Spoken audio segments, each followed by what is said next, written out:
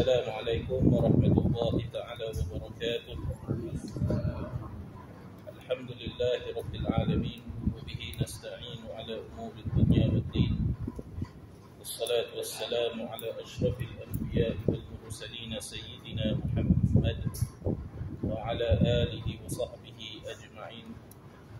Allahumma la sahla illa ma ja'altahu sahla wa anta taj'alul hazna idza syi'ta sahla. اللهم أغننا بالعلم وزينا بالحلم وأكرمنا بالتقوى وجملنا بالعافية برحمتك يا أرحم الراحمين يا أرحم الراحمين يا أرحم الراحمين. نويت التعلم والتعليم بسم الله عليكم والتذكر والتذكير والنفع والانتفاع والإفادة والاستفادة والحث على التمسك بكتاب الله العزيز وسنة رسوله صلى الله عليه وسلم والدعاء إلى الهدى والدلالة على الخير ابتغاء وجه الله تعالى ورضائه وقربه وثوابه. اللهم ارزقنا يا ربي فهم النبيين وحفظ المرسلين وإلهام الملائكة المقربين في عافية يا أرحم الراحمين. اللهم إنا نسألك العلم اللدني والمشرب الصافي الهادي يا وهاب يا غني.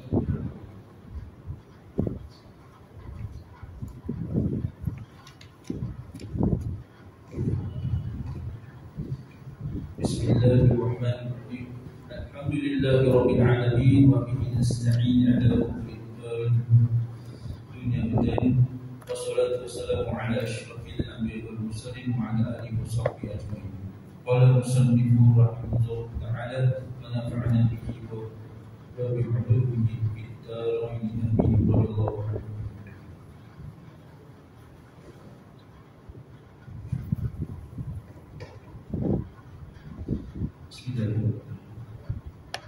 Memperhatikan segala ciptaan Allah SWT yang indah dan menakjubkan baik yang ada di langit maupun di bumi. Firman Allah SWT, A'udzubillahi minasyaitonir rajim.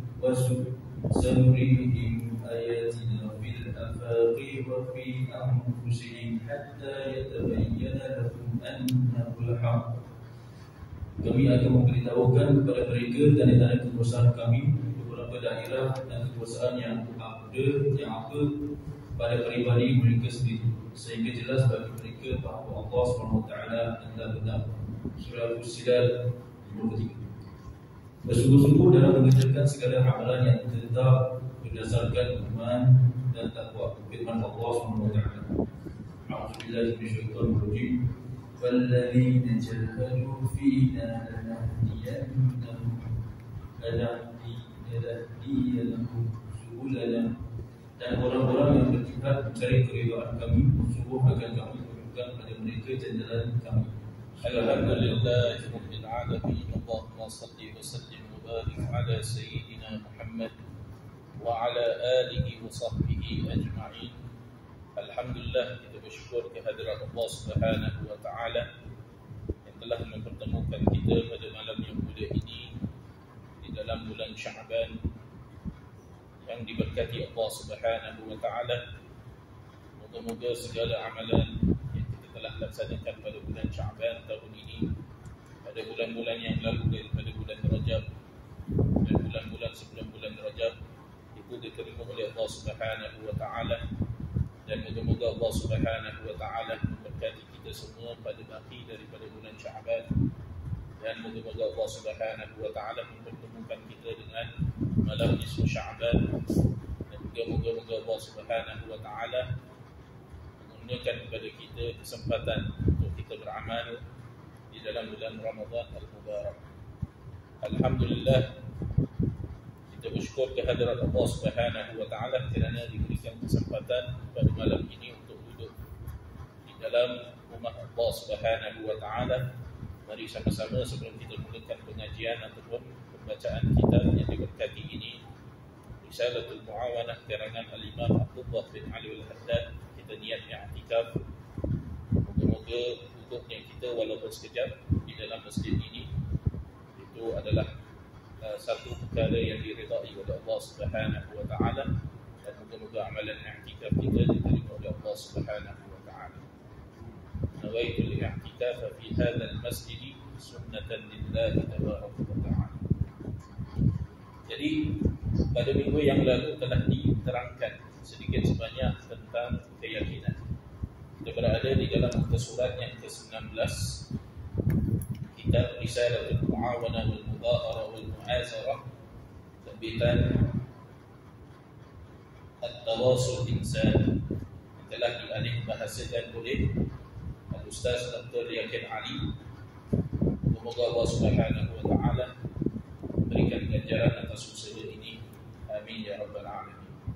Jadi telah sampai pada minggu yang lalu bab ataupun tajuk pada menyatakan sebab-sebab teguhnya keyakinan, muka surat 19. Muka surat 19. Sebab-sebab teguhnya keyakinan ini. Jadi telah kita mengetahui bahawa Imam Abdullah bin Al-Haddad itu ketika dia memulakan tentang pembahasan keyakinan, dia mengatakan hendaklah anda itu selalu memperkuatkan dan memperbaiki keyakinan anda, kerana bila keyakinan itu sudah kukuh dan telah menguasai hatimu, maka segala sesuatu yang gaib tiba-tiba dapat terlihat dengan jelas. Jadi bila disebutkan keyakinan di sini, boleh juga diertikan dengan keimanan. Jadi apakah maksud daripada keimanan? Keimanan itu adalah keyakinan yang ada di dalam hati, yang mana tidak ada ataupun tidak boleh ada di dalamnya itu keraguan. Jadi bila seorang hamba kepada Allah Subhanahu wa taala, baik dia memulakan perjalanannya itu untuk memperdekatkan dirinya kepada Allah Subhanahu wa taala, itu antara perkara yang utama dan pertama yang hendak dia kukuhkan, dia kuatkan adalah iman. Dan kita tahu di dalam akidah Ahlus Sunnati wal Jamaah, al-imanu yazidu wa yanqus.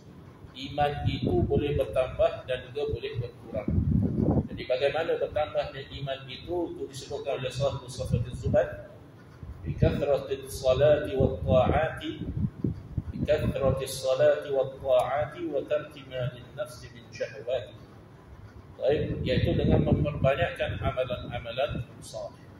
Jadi dengan memperbanyakkan amalan-amalan saleh itu dapat memperkukuhkan, menguatkan keyakinan yang ada di dalam hati seorang hamba di dalam perjalanannya itu untuk mendekatkan dirinya kepada Allah Subhanahu wa taala. Jadi keyakinan ini adalah usul. Yang selain daripada keyakinan, daripada tariqahnya ataupun daripada syariatnya, itu semua adalah cabang. Hatta kita di dalam ilmu fardu ain itu, perkara pertama ataupun ilmu pertama yang kita pelajari adalah ilmu ma'rifatullah, itu mengenal Allah Subhanahu wa taala. Jadi itu adalah usul, itu adalah pokok.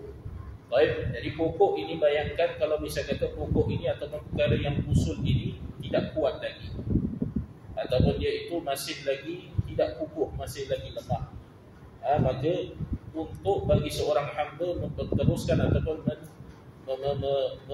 orang kata meneruskan perjalanannya itu selepas satu langkah untuk langkah seterusnya itu amat sulit.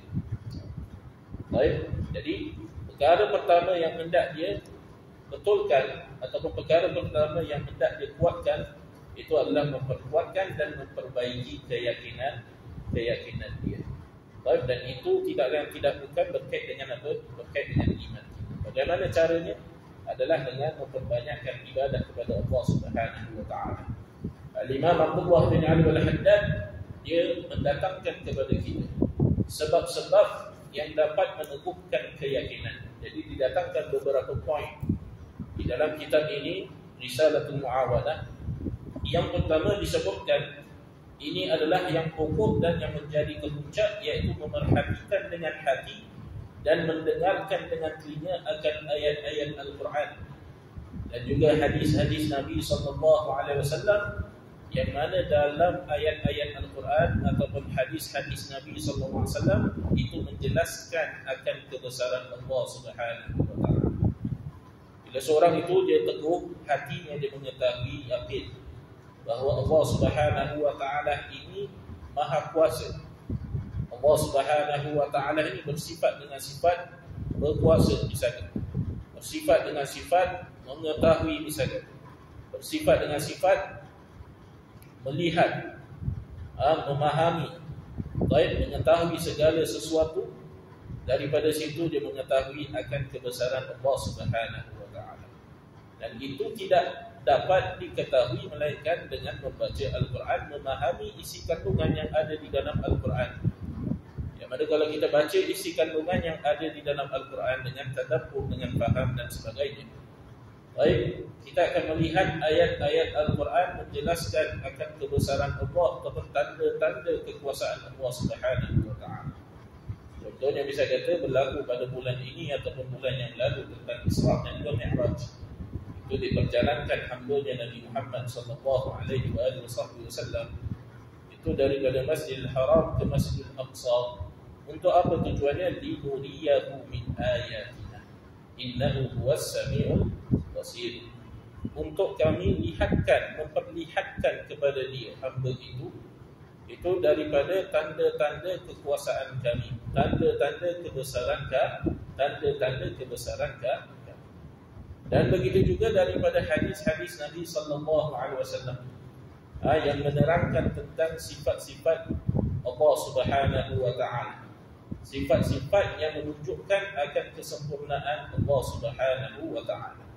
Jadi kalau pada hari ini secara mudahnya dengan mempelajari ilmu usuluddin, dengan mempelajari ilmu tauhid ataupun ilmu kalam, itu dapat memperteguhkan, memperkuatkan keimanan seseorang itu agar supaya dia mengenal Allah Subhanahu wa Ta'ala.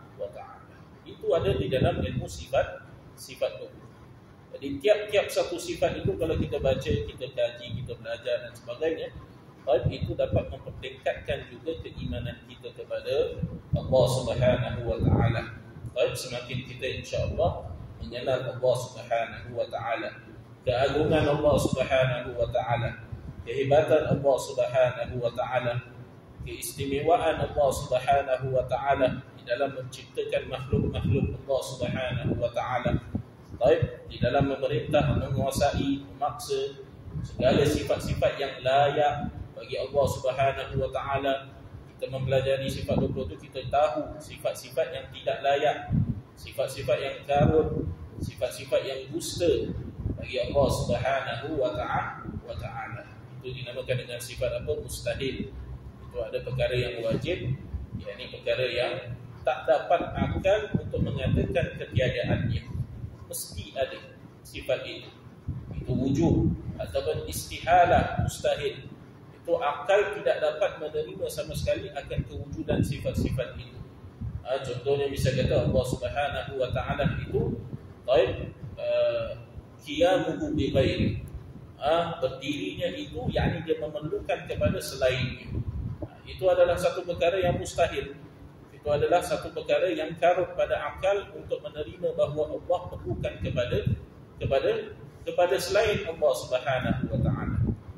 Itu sedangkan dalam akidah kita belajar bahawa Allah Subhanahu wa Ta'ala itu tidak menumpang pada satu tempat, dan Allah Subhanahu wa Ta'ala itu tidak perlukan kepada mukhassis, itu tidak perlukan kepada pencipta yang menciptakannya.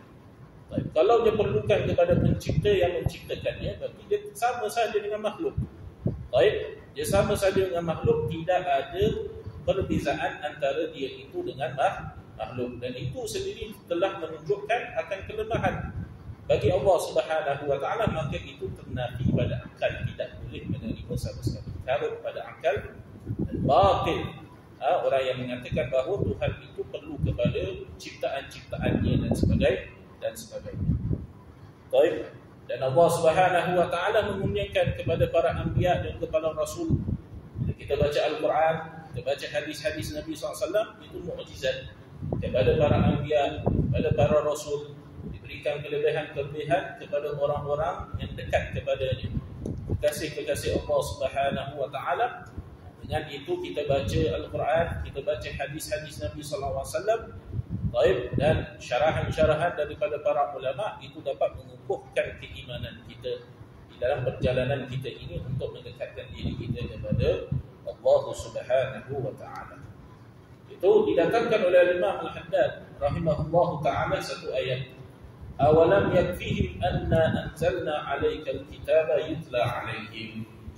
Baik, disebutkan ayat ini maknanya, artinya, adakah tidak memadai akan mereka itu bahawasanya kami telah turunkan ataupun kami turun atas engkau, yakni Nabi Muhammad sallallahu alaihi wasallam, akan kitab yang dibaca akan dia atas mereka itu. Baik, ini adalah satu ayat daripada surah Al-Ankabut. Yang kedua, bagaimana sebab-sebab dapat mengukuhkan keimanan ataupun keyakinan. Baik, disebutkan oleh Imam Abdullah bin Ali Al-Haddad, bermula sebab yang kedua, meneliti ia dengan mata iktibar, memperhatikan segala ciptaan Allah Subhanahu wa taala. Jadi dengan memperhatikan segala ciptaan Allah Subhanahu wa taala, itu dapat memberikan natijah akan kebesaran Allah Subhanahu wa taala. Jadi bagaimana? Dengan melihat segala apa yang dicipta oleh Allah Subhanahu wa taala. Jadi salah satu contoh yang paling dekat adalah dengan melihat diri kita sendiri.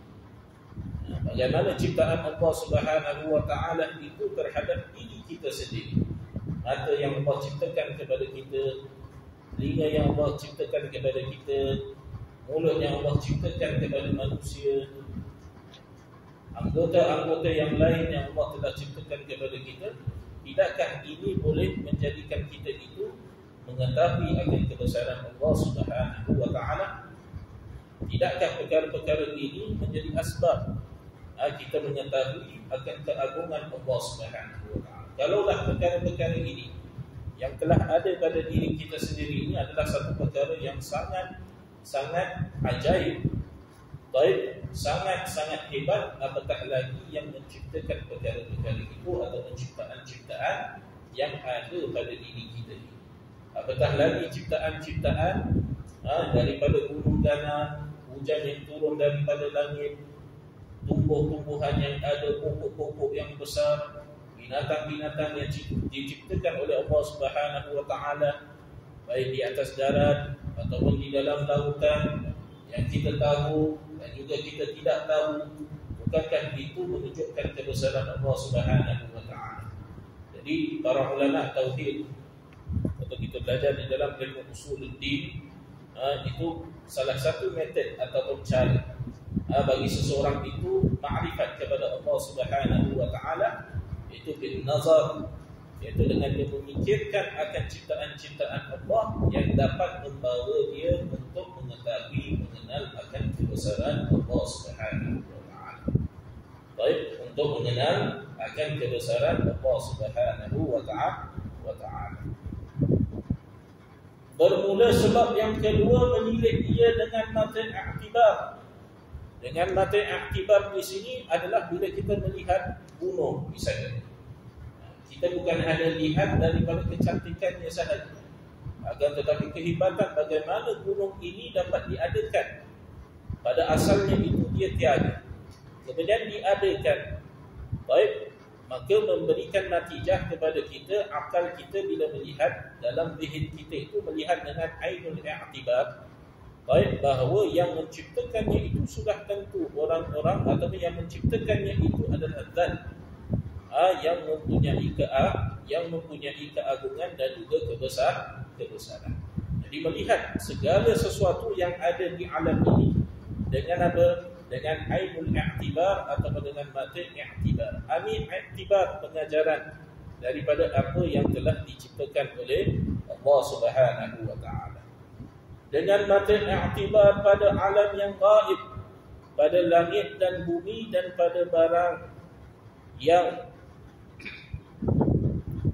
membesarkan ataupun yang menunjukkan kebesaran Allah Subhanahu wa ta'ala. Jadi terjemahan dia kat sini, sanurihim ataupun ayat ini digunakan memperhatikan segala ciptaan Allah Subhanahu wa ta'ala yang indah dan menakjubkan, baik yang ada di langit maupun di bumi. Allah Subhanahu wa ta'ala berfirman di dalam Al-Quranul Karim, sanurihim ayatina fil afaqi wa fi anfusihim hatta yatabayyana lahum annahul haqq. Allah Subhanahu wa ta'ala telah berfirman di dalam Al-Quran yang artinya, selagi kami sanurihim ayatina, selagi kami memperlihat akan alamat-alamat kami. Apa maksud alamat-alamat kami? Yakni alamat-alamat tanda-tanda kebesaran kami. Sanurihim ayatina. Jadi jangan ditashbihkan kat situ. Kami memperlihatkan tanda-tanda kami kat sini. Tashbihkan misal kata dengan wajah contohnya, ataupun dengan zat yang mempunyai tempat ataupun yang mengambil tempat dan sebagainya. Tidak. Sanurihim ayatina, kami akan ataupun selagi kami memperlihat. Kalau terjemahannya, selagi kami memperlihatkan, menunjukkan ayat-ayat kami ataupun alamat-alamat tanda kebesaran kami fil afaqi. Dalam kitab kita terjemahannya itu, kami memberitahukan kepada mereka tanda-tanda kekuasaan kami di beberapa daerah. Kalau nak ikut terjemahan, boleh juga diterjemahkan, kami memperlihat akan alamat-alamat kami pada tepi-tepi langit dan pada diri mereka itu. Fil afaq itu jamak kepada ufuk. Baik, boleh juga diterjemahkan dengan tepi-tepi langit, ataupun segala apa yang ada di atas kita. Kita melihat segala apa yang ada di atas kita, di kanan kita, di kiri kita, di bawah kita dan sebagainya. Dan juga pada diri kita sendiri. Lihat ciptaan diri kita sendiri. Hingga apa? Hatta yatabayyana lahumul haq. Sehingga nyata bagi mereka itu bahwasanya Ta'ala, iaitu Allah Subhanahu wa ta'ala adalah Tuhan yang sebenar-benarnya. Tidak ada Tuhan melainkan Allah Subhanahu wa ta'ala. Apa maksud tidak ada Tuhan melainkan Allah Subhanahu wa ta'ala? Sehingga nyata bagi mereka bahawa Tuhan Allah adalah Tuhan yang benar. Artinya apa? Tidak ada Tuhan selain daripada Allah. Tiap-tiap Tuhan selain daripada Allah adalah Tuhan-Tuhan yang batil, yang dusta, yang karut, tidak layak untuk menjadi Tuhan. Baik, itu maknanya daripada hatta yatabayyana. Jadi mereka ini nak capai kepada makrifat Allah Subhanahu wa ta'ala. Baik, mereka berusaha melihat tanda-tanda kebesaran Allah yang ada di luar daripada mereka dan juga pada diri mereka sendiri, sehingga bila disebutkan sehingga kat situ, yatabayyana lahumul haq, sehingga nyata bagi mereka itu bahawa Tuhan adalah Tuhan yang sebenar. Itu menunjukkan bahawa seseorang itu di dalam perjalanannya menunjukkan dirinya untuk dekat kepada Allah, itu haruslah sentiasa mencari tanda-tanda kebesaran Allah, sehingga dia itu mengenal Allah Subhanahu wa ta'ala. Tak boleh gila. Jadi diletakkan pada kalimat hatta yatabayyan, sehingga jelas, sehingga nyata baginya bahawa Tuhan itu adalah Tuhan yang sebenar. Jadi kalau misal kata lihat satu kali, dua kali dan sebagainya, baru 10 tahun misal kata mencari jalan untuk mendekatkan diri kepada Allah, tak terang-terang lagi, tak tahu lagi kebesaran Allah.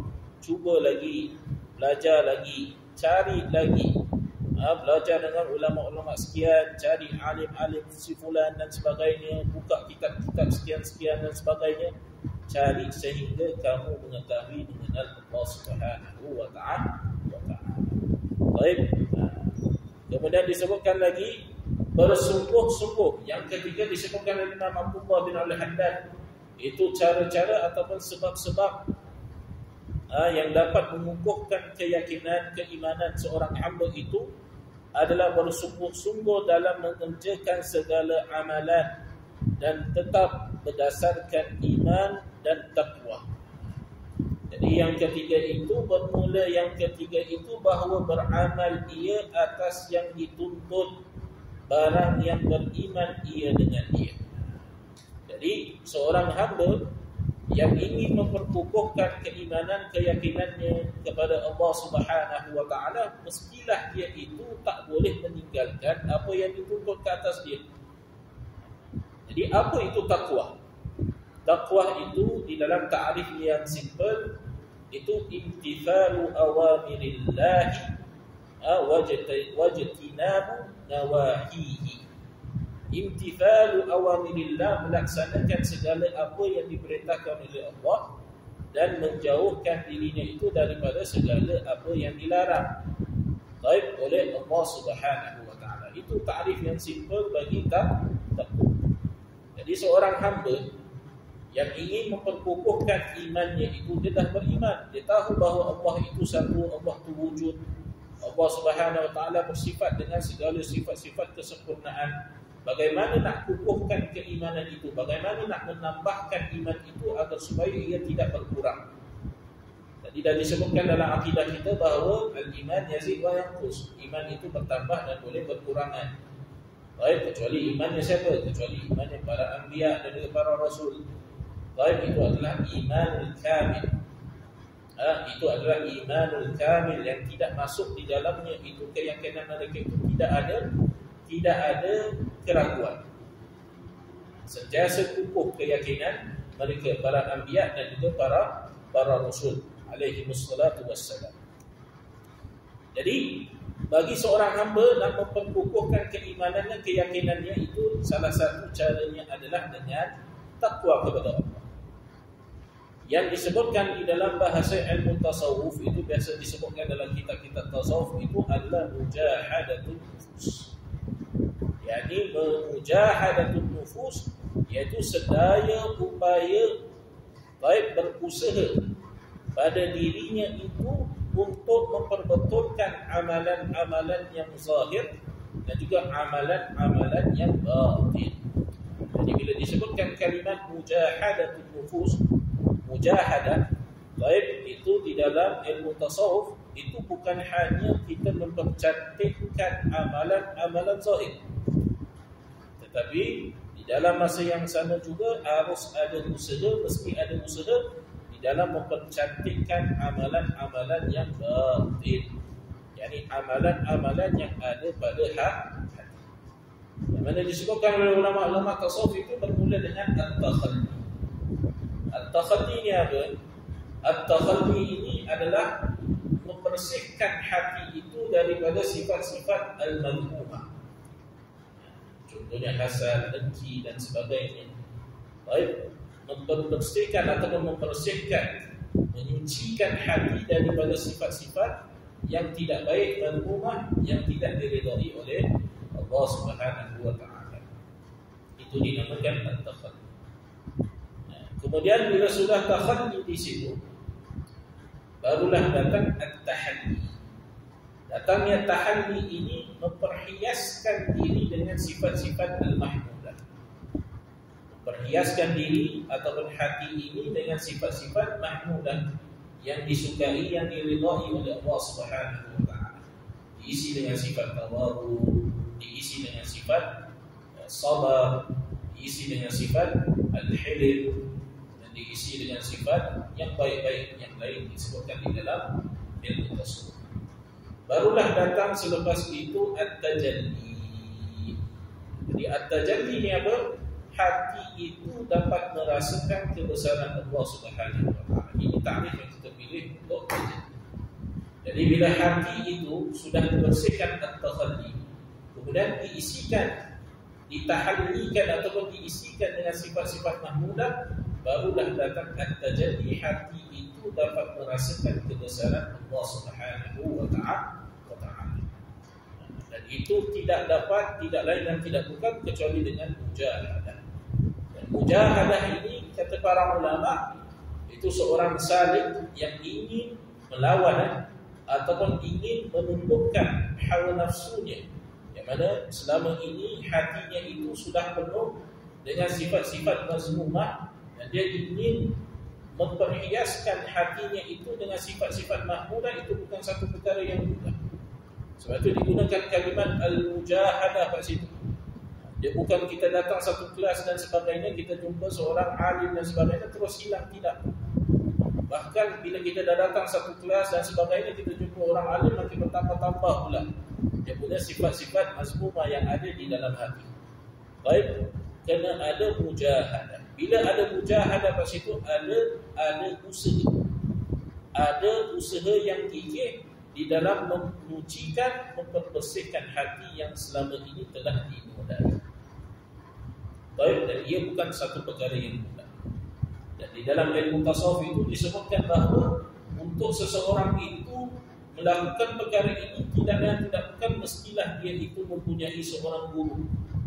Itu disebutkan oleh Imam Abdullah bin Al-Haddad rahimahullahu ta'ala, wala budda laka min shaykhin min ahli nufusi az-zakiyyah, wala budda laka min shaykhin, kamu hendaklah mempunyai seorang guru untuk kamu berjalan mendekatkan diri kepada Allah, yang mana salah satu daripada syarat guru itu min ahli nufusi az-zakiyyah, dia juga termasuk daripada orang-orang yang mempunyai jiwa-jiwa yang suci. Artinya apa? Dia juga sudah ada experience di dalam perjalanan mendekatkan diri kepada Allah dengan mujahadatul nufus dan sebagainya. Jadi dalam bahasa tasawuf itu disebutkan sebagai syekh mursyid. Tak mungkin seseorang itu dapat mendekatkan dirinya kepada Allah Subhanahu wa taala dengan begitu saja, tidak. Baik, hatta para sahabat Nabi sallallahu alaihi wasallam itu pada kurun yang pertama itu akan datang bertemu dengan Nabi sallallahu alaihi wasallam untuk mendekatkan diri mereka kepada Allah. Jadi Rasulullah SAW ini adalah guru daripada segala guru.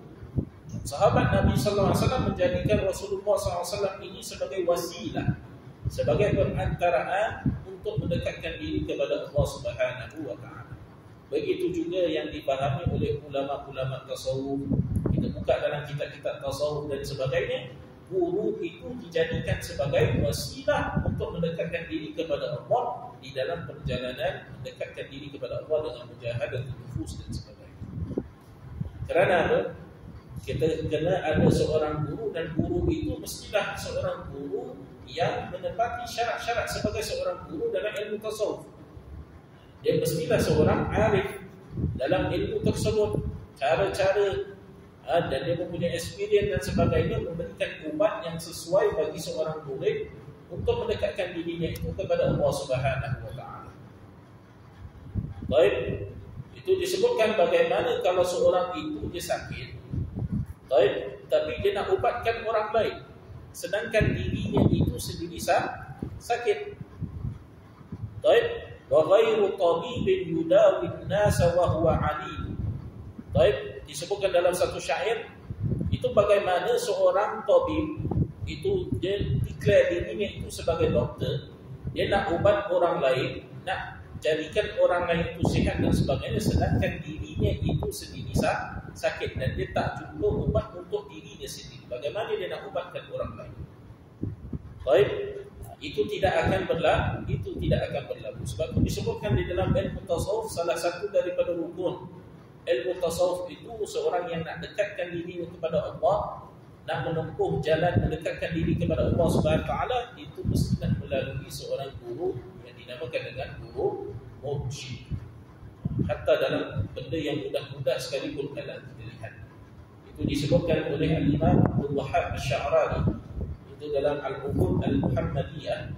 Itu kadang ada orang murid dan sebagainya itu dah bertahun-tahun dia meninggalkan solat rawatibah. Al-Imam Asy-Sya'rani rahimahullah ta'ala mengatakan untuk jadikan dia itu istiqamah balik melakukan solat rawatibah, solat pada malam hari, solat witir, nampak macam mudah, simple kan? Simple. Itu perlukan kepada seorang guru yang boleh irsyad dia, boleh berikan dia itu semangat, boleh memimpin dia agar supaya dia itu dapat istiqamah melakukan amalan-amalan yang sunnah. Nampak benda yang simple tapi dah lama meninggalkannya. Dah lama telah dikuasai oleh nafsu, dah lama sudah dikuasai oleh syaitan dan sebagainya. Baik, maka perlulah kepada seorang yang dapat membimbing, mendekatkan diri, tarik dia balik untuk dekatkan dirinya itu kepada Allah Subhanahu wa Ta'ala.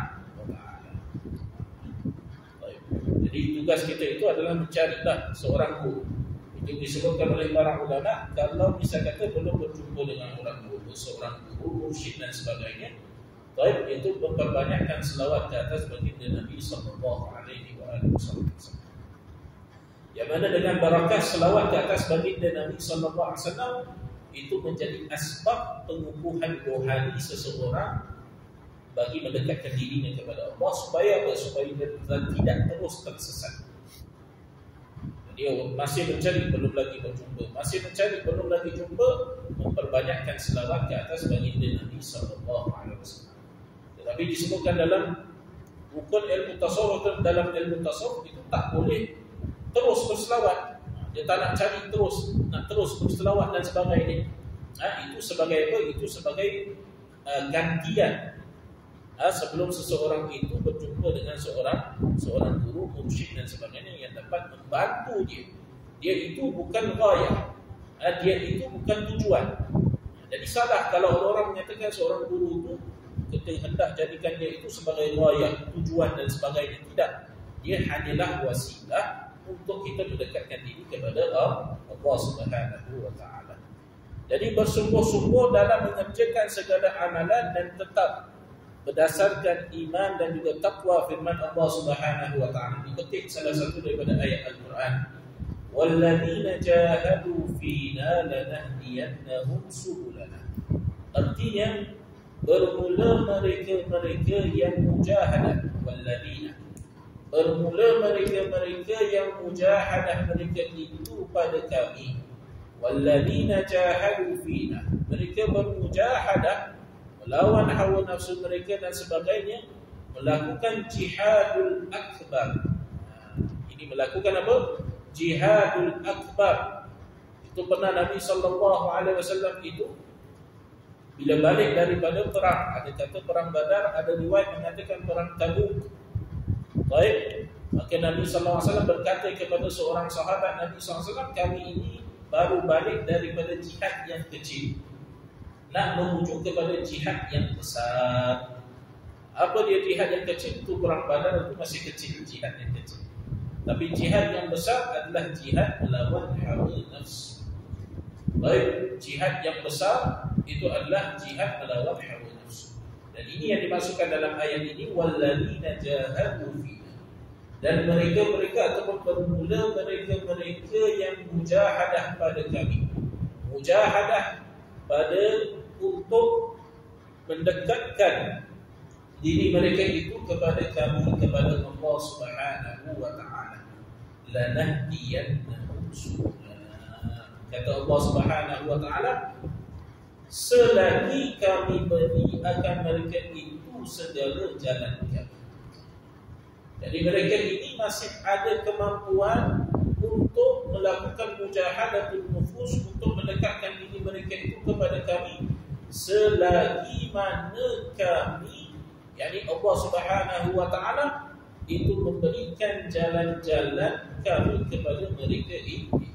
Jika Allah Subhanahu wa Ta'ala membukakan jalan kepada mereka untuk mujahadah, mempermudahkan urusan-urusan mereka untuk mujahadah melawan hawa nafsu, maka mereka itu dapatlah mujahadatul nufus, dapatlah mereka itu dekatkan diri mereka itu kepada Allah Subhanahu wa Ta'ala. Itu salah satu daripada terjemahan.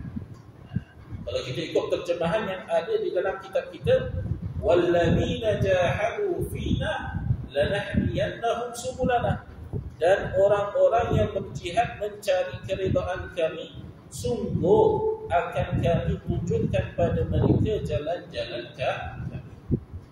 Mereka dah nampak usaha daripada mereka untuk mendekatkan diri mereka kepada Allah. Bukan main-main, betul-betul mereka nak dekatkan diri mereka kepada Allah Subhanahu wa Ta'ala. Maka Allah memandang mereka. Bila mereka itu mendapat pandangan daripada Allah Subhanahu wa taala, sungguh kami lanahdiyannahum, kami akan tunjukkan, kami akan bantu mereka, kami akan memperkukuhkan keimanan mereka untuk sampai kepada jalan-jalan kami. Dan ini tak berlaku kecuali dengan bantuan Allah Subhanahu wa taala. Allah Subhanahu wa taala. Terjemahan yang lain juga boleh. Selagi mereka itu mujahadah mereka itu pada kami, selagi kami beri akan mereka itu segala jalan kami. Jadi itu semua berlaku dengan apa? Dengan bantuan Allah, dengan izin Allah Subhanahu wa taala. Kita tak mencari Allah itu buka jalan bagi kita atau tidak. Kita punya tugas adalah kita terus-menerus mujahadah. Itu dia punya natijah, sama ada Allah SWT nak berikan ataupun Allah tidak mahu berikan, itu haknya Allah Subhanahu wa taala. Itu haknya siapa? Itu haknya Allah Subhanahu wa taala. Sebab itu para awliya ataupun para arifin billah, mereka orang-orang saleh, itu kadang karamah-karamah, kemuliaan-kemuliaan yang Allah berikan kepada mereka itu tidak dipandang oleh mereka, tidak mencari karamah di dalam perjalanan mereka itu untuk mendekatkan diri kepada Allah Subhanahu wa taala. Baik, bahkan mereka itu takut kalau karamah-karamah mereka itu diketahui oleh manusia, kerana apa? Ia boleh menjadi satu fitnah bagi diri mereka. Jadi karamah ini seperti apa? Kemuliaan yang Allah berikan ini, itu pernah satu kali di Mesir, Al-Habib Abdul Rahman bin Mustafa Al-Idrus, itu sahib Mesir. Bila dia datang ke Mesir daripada Hadramaut, datang ke Mesir, ada berlaku beberapa perkara sehingga Allah Subhanahu wa taala menzahirkan karamah, menampakkan karamah, kemuliaan pada dirinya. Apa maksud karamah kat sini? Perkara-perkara yang mencari adat, perkara-perkara yang mencari adat, yang menyalahi adat. Adat kebiasaan orang kalau jalan atas laut air tenggelam. Tapi ada orang jalan atas air tak tenggelam. Jadi ini kalau berlaku pada orang-orang soleh, baik, maka dia apa? Itu adalah karamah. Berlaku kepada wali-wali Allah, itu dinamakan apa? Karamah, satu kemuliaan daripada Allah Subhanahu wa taala. Jadi dinampakkan oleh Allah Subhanahu wa taala kemuliaan pada dirinya. Baik, dinampakkan oleh Allah Subhanahu wa taala kemuliaan pada dirinya sehingga masyhur dia. Dekat Mesir itu masyhur dia itu Al-Habib Abdul Rahman bin Mustafa Al-Idrus ini masyhur dengan karamahnya dan sebagainya. Kemudian akhirnya itu datang surat daripada Tari, datangnya surat daripada Tari, daripada kotanya yang asal, itu menulis dalam surat itu diletakkan beberapa perkara teguran. Karamah ini dia seperti seorang anak dara, seorang yang mempunyai anak dara, itu tak sesuka hati dikeluarkan anak dara daripada rumah, sesuka hati dinampak-nampakkan anak dara. Jadi seharusnya anak dara ataupun perempuan yang belum berkahwin dan sebagainya itu disimpan dalam rumah, kalau ada hajat baru keluar. Bukan selalu dikeluarkan agar orang agar diperlihatkan kemuliaan-kemuliaan itu dan sebagainya. Jadi itu adalah satu teguran daripada ulama-ulama yang ada pada zamannya, daripada tarikh kepada dia pada zamannya. Walhasilnya yang diberitahu kat sini, sama ada Allah Subhanahu wa taala bukakan jalan nanti, mempermudahkan jalan ataupun tidak, tugas kita sebagai seorang hamba adalah terus-menerus kita berusaha untuk memperdekatkan diri kita kepada Allah Subhanahu wa taala. Jangan bertanya bila nak sampai, nanti tak sampai-sampai. Baik, ada orang dia baru beramal dan sebagainya, tak sampai-sampai lagi. Dia letakkan dia punya target macam itu untuk sampai. Nanti bila dah sampai, jadi tak beramal lagi lah. Jadi bukan macam itu. Maksudnya apa? Kita terus beramal. Dalam perjalanan kita ini, jangan menoleh. Bila jatuh dalam perjalanan kita sedang berjalan ini, kita terjatuh, kita toleh. Ini sebelah kanan kita ini ada syaitan, sebelah kiri kita ini ada nafsu yang sedang menunggu untuk tarik kita balik. Sebab itu al-multafid la yasil. Kata para ulama, orang yang suka menoleh ke belakang dan sebagainya, dia tak akan sampai. Tapi bila dia jatuh, dia lakukan takwa dan sebagainya, tiba-tiba dia lakukan maksiat, jatuh dia, bangun balik, kemudian dekatkan dirinya, teruskan lagi perjalanan sampai dia dapat mendekatkan dirinya kepada Allah Subhanahu wa taala. Orang yang menoleh tidak akan sampai. Al-multafid la yusil. Baik. Kemudian disebutkan di sini buah keyakinan. Bismillah.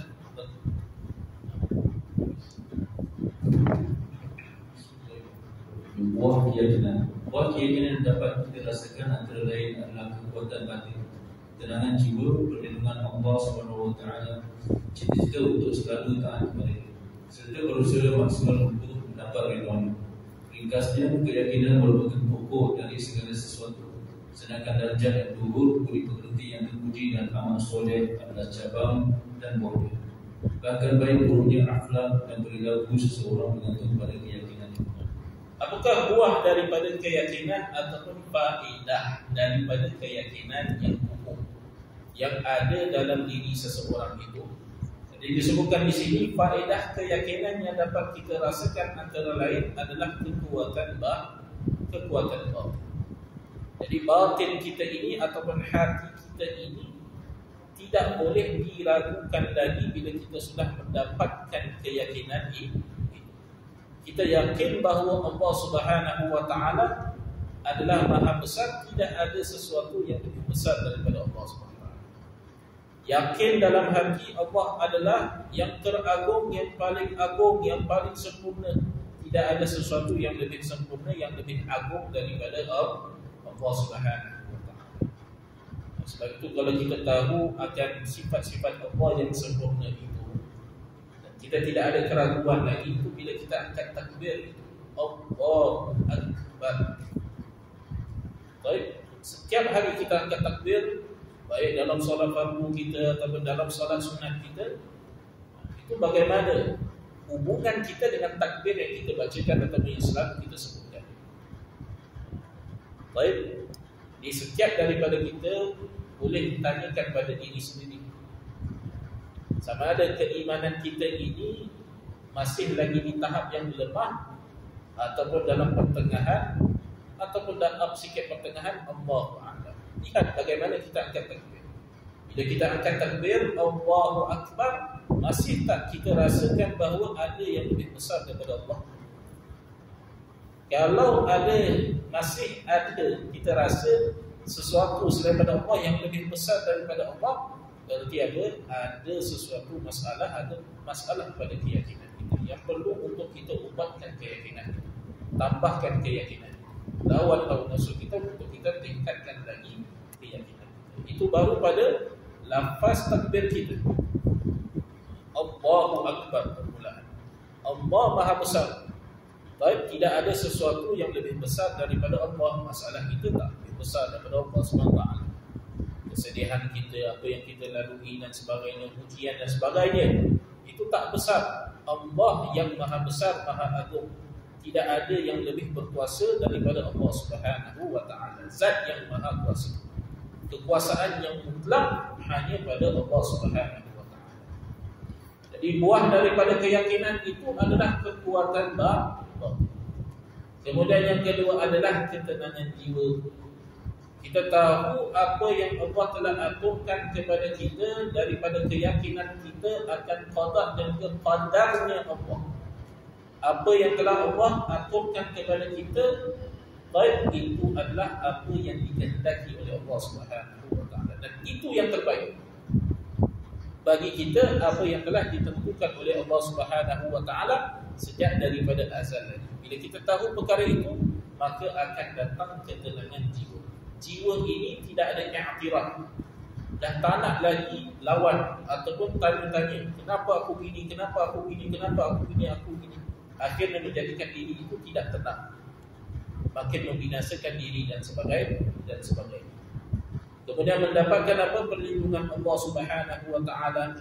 Kemudian cita-cita untuk selalu taat kepada-Nya. Kerana apa? Sudah merasai akan manisnya iman, dan merasai akan manisnya iman, manisnya keyakinan, manisnya hubungan dengan Allah Subhanahu wa taala, maka dia tidak mahu keluar daripada ketaatan kepada Allah Subhanahu wa taala. itu golongan para arifin.